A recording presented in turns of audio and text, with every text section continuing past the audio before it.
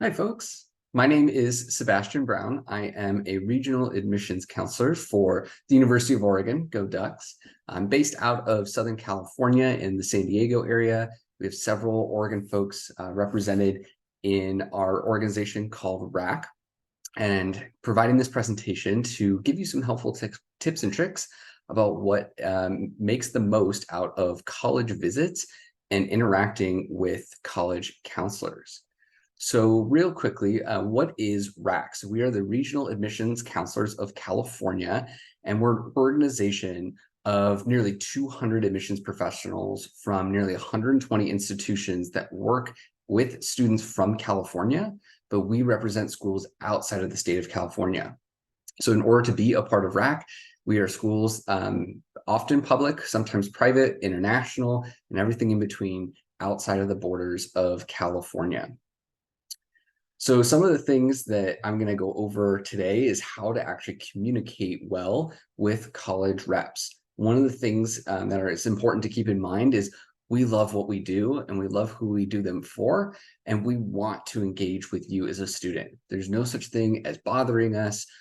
Come with all the questions, because this process is likely new to you as the student.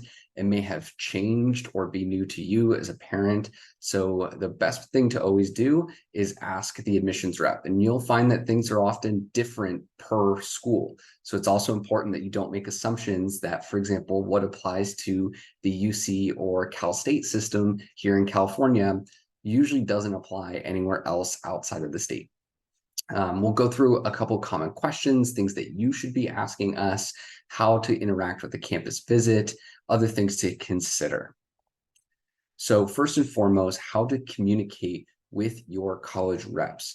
Oftentimes you will be assigned a specific counselor. If it is like the University of Oregon, we get a lot of Californians up into Eugene. So we actually have 6 different counselors that cover California, depending on where you're from. You can always check a college website to see who your counselor is and understands your area the best. Some schools might have a counselor that covers the entire West Coast, or even the entire United States, if it's an international school often. So you can always, again, refer to the website, find the person that belongs to you. So one of the basics, introduce yourself. We are humans, we are real people. Don't be shy. You don't have to worry about saying the wrong thing to us. So come up to us. A lot of times we're not only the ones that are out and meeting students and families on the road, but we're sometimes the ones that are also answering the phone or reading your application, helping make decisions. And it really helps us when we can put a face to the name, to the application, to the school, all of those kinds of things. So when you come up and meet with an admissions counselor, tell us your name, tell us the school that you're from, any contact information, or what year you are, the things that you are interested in, so that we can give you good information. Now, one of the best things that I would recommend is to sign up for our mailing lists so that you can stay in constant communication with us. Important note, students, please make sure to use your contact information, not the parents' contact information.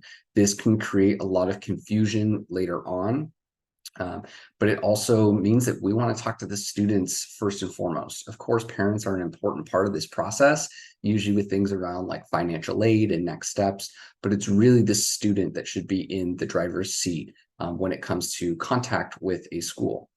If you as the student don't have a method of communication or contact already, one that I recommend is create your own college-going email address. So go to Gmail, and for me, it was sebastiangoes2college@gmail.com when I was looking at schools.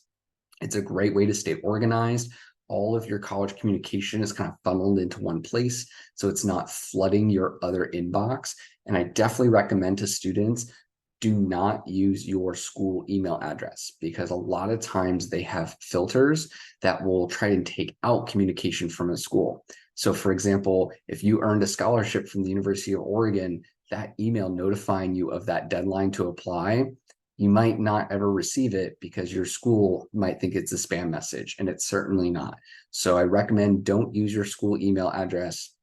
Create one for yourself specifically for going to college. It also seems a little more professional. It's a little bit better than an email you may have created when you were in middle school, and maybe not as professional or appropriate as you might think. I always recommend to families create timelines of important dates and deadlines. Again, knowing that every school is a little bit different. Some schools will have an early deadline that is November 1st. Some are November 15th. Others are in December, January, February, and everywhere in between. Just because the California schools predominantly accept applications in October and November does not mean that every other school is constricted to that same timeline. There may also be additional deadlines. For example, you can apply and be admitted, but there may be additional financial aid deadlines that you need to adhere to, things related to housing, choosing a major, all of those kinds of things. And again, we are real humans and we have an influence on this part of the process with you. So be respectful, be mindful, know that we work with a lot of students. So if you don't hear from us right away, that we are working to communicate back to you. If you give us a phone call and you don't leave a message, how am I supposed to know to get back to you? Might have just been a random accidental call. Or make sure that you leave your contact number and who you are with us. If you just say, hey, it's me, I have a question about this, and hang up, I'm not going to know how to get in touch with you, even if you think we have things like caller ID. It makes it a lot easier when you provide an application or some sort of contact information for us to get back to you. Now, as we move sort of away from phone calls and really in the digital age with emails and texts, again, make sure that you have an appropriate email that you check often, both the inbox, but also for spam folders. When you are communicating to us, please make sure that you're being attentive to the ways that you're communicating. Of course, they should be well written. You don't need to go on and on and on. If you have a question or you're not sure about something, be succinct and utilize those subject lines. When it comes to things like spelling, that's always important. Make sure that you're writing to the proper school and to the proper person. I see a lot of students that will email our director, for example, and say, "Dear Mr. Hayes." Well, they tend to skip through those emails sometimes because you aren't using proper pronouns or titles. So all that information is available on the website, and that attention to detail is important. Remember that we are people and we are on the other side of these communications. If you did not sign up for a school and we somehow got your contact information, just a respectful, no, thank you, I'm not interested, is fine. I unfortunately see a lot of text messages, especially, but also emails where a student thinks that it's automated. It's just a bot that is sending those. And we've seen some really unfortunately rude, vulgar, threatening responses. And sometimes we will elevate those to parents, to school officials, if it causes us a level of concern. It's crazy that we even have to say that. But again, every piece of communication, imagine that someone is individually sending that to you, or you're having that conversation with them face to face. It is much easier for us to say, hey, best of luck with all of your school search if you're no longer interested. We will not be offended if you tell us that. We will be offended if you say something that isn't pleasant along the way. And if you're going to use that copy and paste, again, see it a lot of times, schools or students will mix up schools. They'll leave an old school in, or for example, we are the University of Oregon. We are not Oregon University. We're not Oregon College, anything like that. So make sure that you're communicating to the proper schools in the proper ways.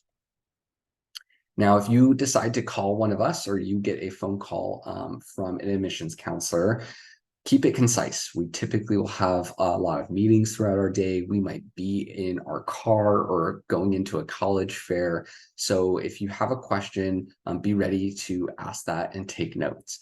Again, if you're leaving a message, please leave follow-up information. Make sure that your inboxes are also clear as well, so we can leave you a message. A lot of times a student will want a call from us and there's no way for us to leave a message, or a text message may not work. So make sure that those things are available. Have reasonable expectations. We really prioritize you all as our students, but again, we have lives outside of work. So if you are calling or texting us on a weekend or a holiday, having that understanding that we operate within the business hours and in our time zones. So if you try to call the University of Oregon and it is 6 p.m., we aren't going to answer the phone. We're going to give you a call back the next day if you leave a message, right? We know how to get back to you. If you reach out to your admissions counselor, just have that level of respect that we will get back to you as soon as we can. The last one is really when you're having those conversations with us, give us the same level of respect that we are going to give you. I have a lot of students that will sign up for an appointment and then they're in their car and they're distracted. We want you to be safe, but we also want to make sure that the conversation that we're having is really fruitful and that you're able to give us your undivided attention. So if you're going to plan a meeting with us or a phone call while you're at school, make sure that it's in an area where you're not in the hallways or out at lunch and there's a lot of distractions, because that's really not a great use of either of our time.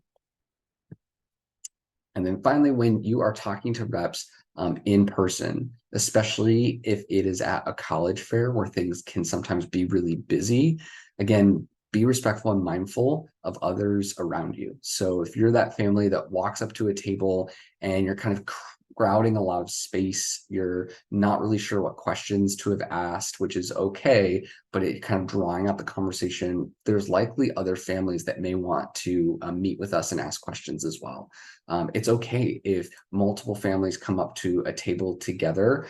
Yes, you want to be respectful with folks' questions, but a lot of times if you're asking a question and there's a family standing next to you, an admissions counselor will be able to give you both an answer kind of at the same time. If you have any appointments, again, be respectful of our time. Let us know if you're running late or if you can't attend any longer, especially for meeting in person or a phone call. We will plan our days around these kinds of events. So don't leave us hanging. It is a great way to leave a bad taste in an admissions counselor's mouth if you, are constantly ghosting us or not being attentive in communication. And then when it comes to things like shaking hands, kind of read the room. With COVID, there's a lot of touch points that might be just respectful. Sometimes it's a fist bump. Other times, again, just introducing yourself and asking thoughtful questions about our schools is a perfect introduction. All right, so what are some of those good, thoughtful questions that you should be asking schools, admissions counselors when you are either face-to-face, over the phone, text message, emails, anything like that? And feel free to copy these down, use them as your own, put your own spin on them, anything like that. So there are some good questions that folks can, that you can ask an admissions office. So can you tell me more about a specific program? And I say, take this one with a grain of salt. It's always frustrating when a student will come up to us and ask, do you have psychology? Or how is your psychology program? That is a very, very broad and bland question. And it's difficult to actually answer that. The answer is usually yes. And if it's a one-word answer, it's not a great question. What I would encourage you to think about is, tell me why your psychology program is, good for a student like me, or I want to study this. What program might you recommend? How should I apply for that specific major? Can it be combined with a minor? Those kinds of things. Take it a little bit further so that we can give you more information, and that's more valuable to you as the student as well. Asking questions about the process. Again, this is going to be different for every school, so don't make assumptions. Whether those are things like if interviews are required, do schools still require testing? A good question, for example, is many schools, at least today, which it's February 2024, if you're seeing this video, many schools are test optional, but not every school is. If you are the class of 2025, 2026, some schools will reevaluate their testing policies for the future. So I always tell students, when you're asking a question, follow it up with the context of, for a student like me, do you offer scholarships for out-of-state students or for a student with my GPA or my major? That is a much more impactful question than just, do you offer scholarships? Because pretty much every school is going to say yes. And again, that one word answer doesn't really take us into an enriching conversation. Great questions to ask are things like, what is unique about this school? Things like traditions, history, what's new or upcoming and exciting? What are some of the main reasons that current students are choosing your school? Other good examples are things like, what is the first year experience like on campus? Are students required to live on campus for their first year, multiple years, all 4 years? What is the surrounding area like? Any of those kinds of inquisitive questions are great ways to get some deep and enriched information from the admissions counselors. If you are interested in, what life is like on campus, the life of a student, some good questions can always revolve around things like resources. Now, that could be social, like Greek life, or clubs and organizations, sports, all of those kinds of things. They could be academic resources like tutoring, financial aid resources, if there's additional scholarships or emergency loans that are available. Mental health resources are increasingly important to college students. And so asking an admissions counselor what those resources are and how to get access to them. Some are specific programs for specific types of students. Others are, first come, first serve. And a lot of folks don't know that those are available, oftentimes until it's too late. And then asking what students like to do in their free time. You can also ask an admissions counselor, when you are up on campus, because we will often go back to our institutions several times a year. What are some of the things that we like to do? What's your favorite local restaurant? Or what's the best hidden place in the city? Those are always some really good ways to find out what's kind of local and unique to each school. But also, when you're thinking about going to visit the campus, you can go and take our recommendations to heart. Now, when you go and visit a campus, the tour itself is often led by a current student. And this is an amazing way to really see yourself in their shoes, right? They are just like you. Not too long ago, we're in high school making those kinds of decisions and eventually ending up at that school. So asking them, what kinds of classes are they taking? Are they all focused on their major? Is it more of a liberal arts institution where there might be a bit more breadth or different variety in the types of classes that they're taking? Are there any unique opportunities, things like research or internships or labs?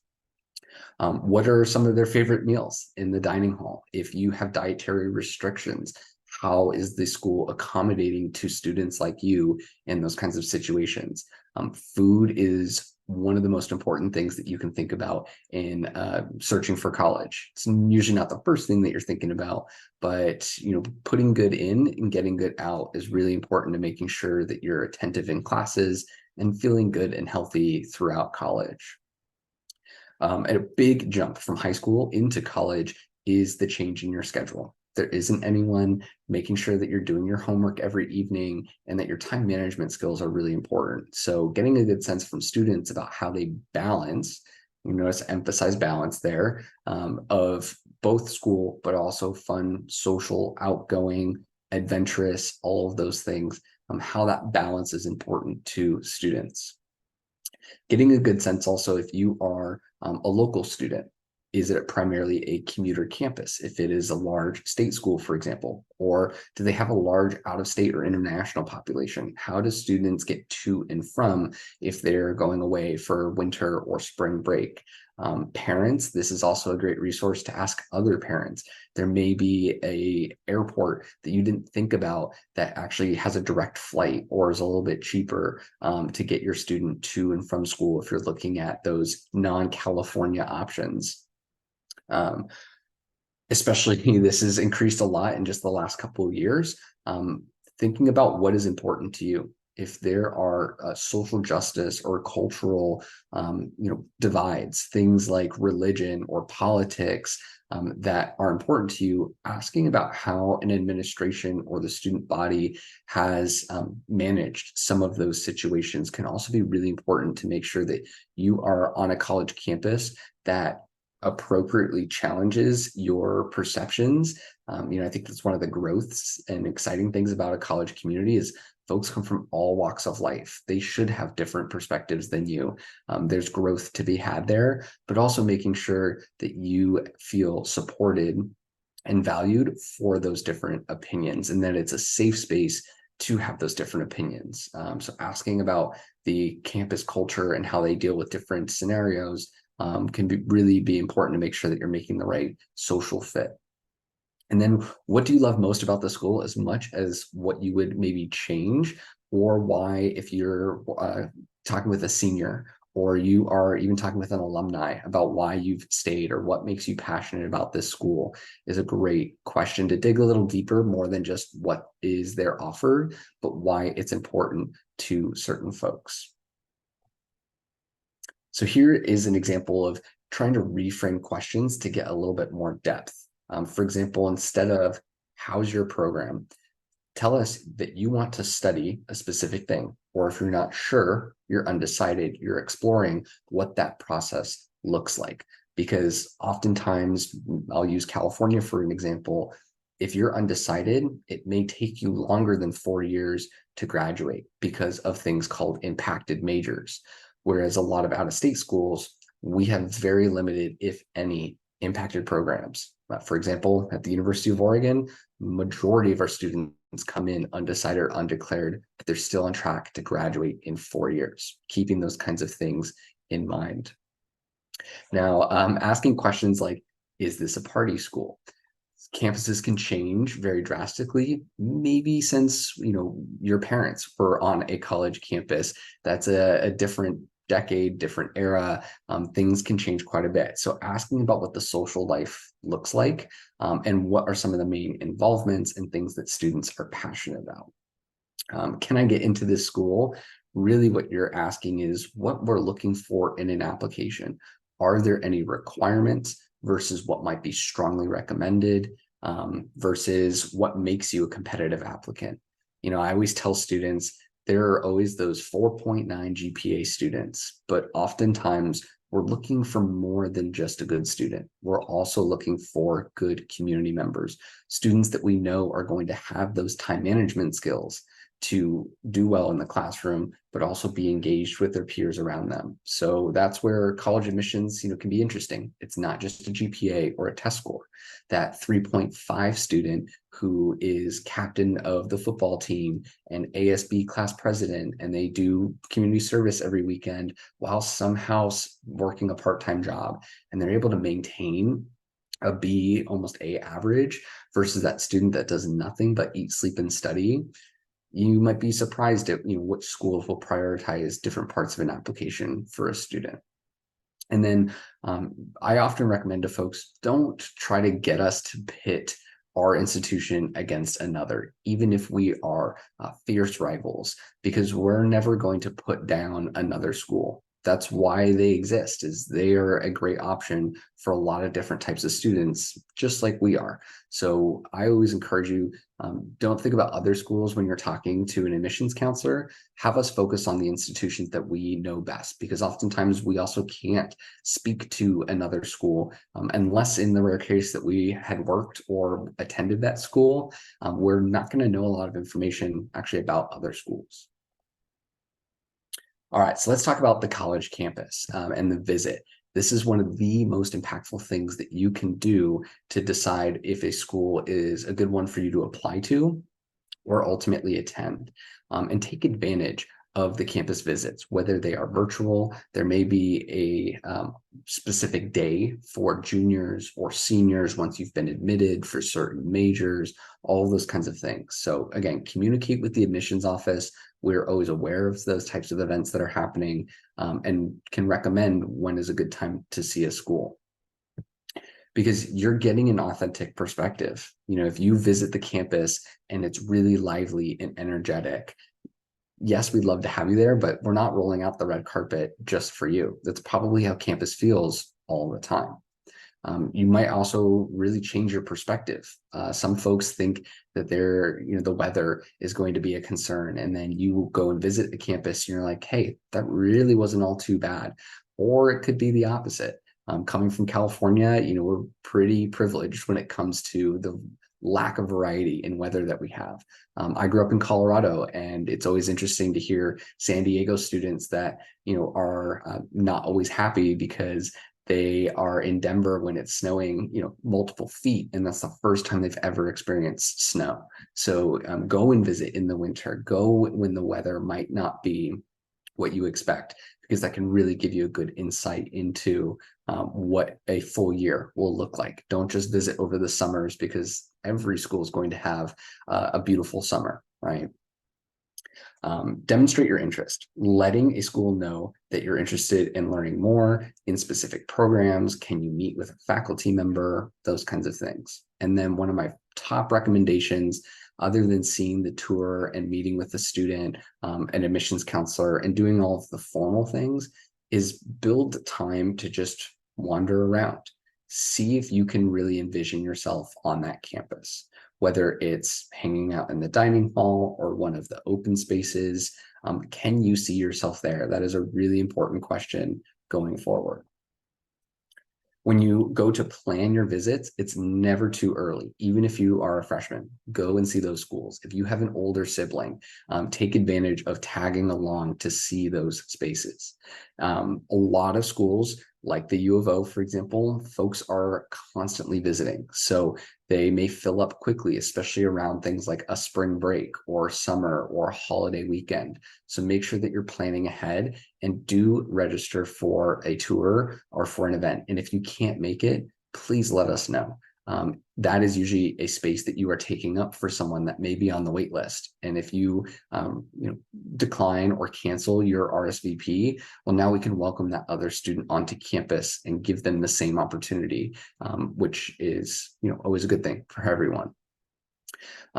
One of the things you can also look at is visiting while schools are in session. I always recommend that. Yes, we want you to prioritize your own education while you're in high school, but seeing classes in session will give you a much better sense of what the true campus culture is like. Again, summers are great, they're convenient, but there usually isn't as much happening on a summer day than there is in the fall or the spring. And trying to avoid those major finals weeks, because it doesn't give you quite the same authentic feeling, especially socially, if everyone is in the library studying during those certain weeks. So what are some of those things that you can do while you're on campus?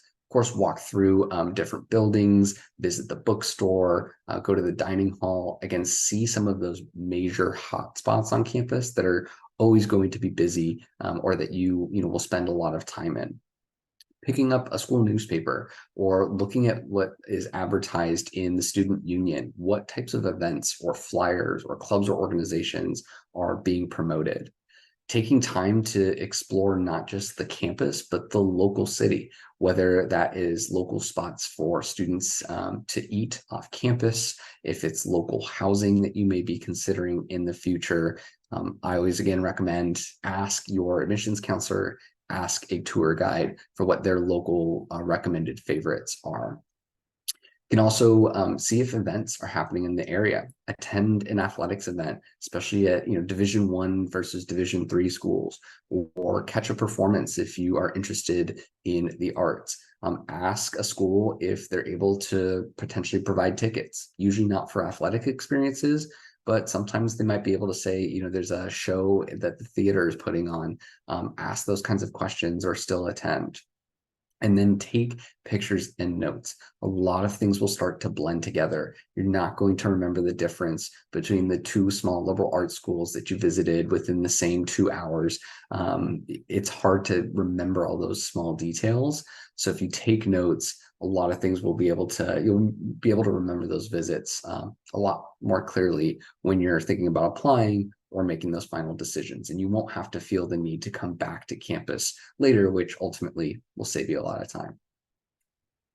And then there is the virtual visits. So there's a lot of different ways that schools still leverage virtual, whether those are self-paced guided tours, there are information sessions and workshops on specific programs like an honors college or STEM fields, how to submit your application, those kinds of things. If an admissions counselor isn't able to visit your school in person, they might do a virtual visit, and that is still better than not having any communication or contact with that admissions counselor. So if it's offered, still take advantage of it and treat them like in-person visits. Be engaged, ask those good, thoughtful questions. Don't just sit in the background or with your camera off and receive all that information, because that's not very engaging. Other ways to get to know a college, and again, this is an important utilization of different resources, because what you see in our pamphlets, meeting with an admissions counselor, that can all change a little bit. So browse through social media pages, not just the main Instagram or TikTok page, but what kinds of clubs and organizations are active for that campus. Attend the college fair or a high school visit. Do an interview, whether it's informal or evaluative, or if you know someone that has attended that school or is currently attending, reach out to those folks. Ultimately, this is your college search and journey. And when I say your, of course, I'm talking to the student, the things that are important to you. It's okay to say that this is important or this is not important. And yes, your counselors, your friends, your parents, your siblings will have some important input in terms of what they think is a good fit for you. But ultimately, that gut feeling is really important.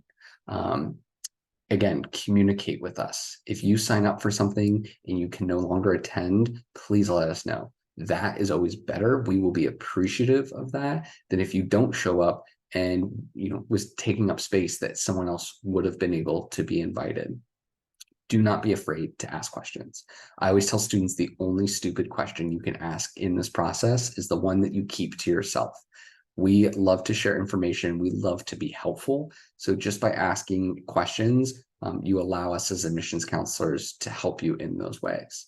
And then know that things may change. You might hear information when you're a junior, and then that policy, scholarship, major, it could change by your senior year. So know that things are always a little bit flexible, and that's why it's okay to reach out to admissions counselors for updates if you're not sure about next steps. So thanks for tagging along. Again, you can reach out to the RACC network. If you go to our contact page, you can see all of the organizations that are a part of the RACC membership and reach out directly to admissions counselors from there. So thanks for your time, and let us know if you have any questions.